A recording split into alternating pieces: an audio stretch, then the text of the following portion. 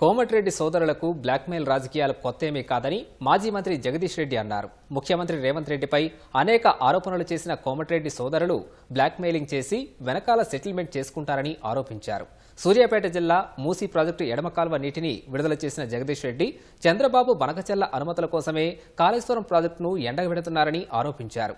కోమటిరెడ్డి రాజగోపాల్ రెడ్డి ముఖ్యమంత్రిపై చేసిన వ్యాఖ్యలపై స్పందించిన జగదీష్ రెడ్డి పదవుల కోసమే కోమటిరెడ్డి హడావిడి చేస్తారని అన్నారు.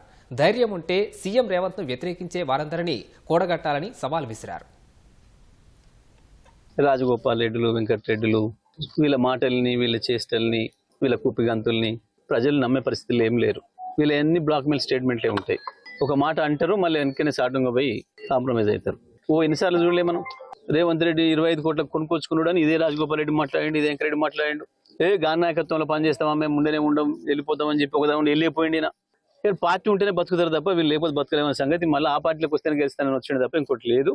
ఇవన్నీ ఉత్తయ్య ఎవరన్నా నమ్మితే అది అమాయకత్వం. కేవలం పదవుల కొరకు బ్లాక్మెయిల్ చేయడం కొరకు మాట్లాడే తప్ప ఇవి నిజంగా మాట మీద నిలబడే మనుషులు కారు. వీళ్ళు అన్నదమ్ములు కేవలం వీళ్ళ పదవుల కొరకు మాటలు మాట్లాడతారు తప్ప తీసుకుపోయి మనం బాయిలో నొక్కుతారు, వీళ్ళు మాత్రం వెళ్ళిపోతారు అనే భయం ఉంటది. కాబట్టి వీళ్ళని ఎవరు కూడా నమ్మతలేరు. ఇవన్నీ ఉత్తమ ముచ్చట్లు.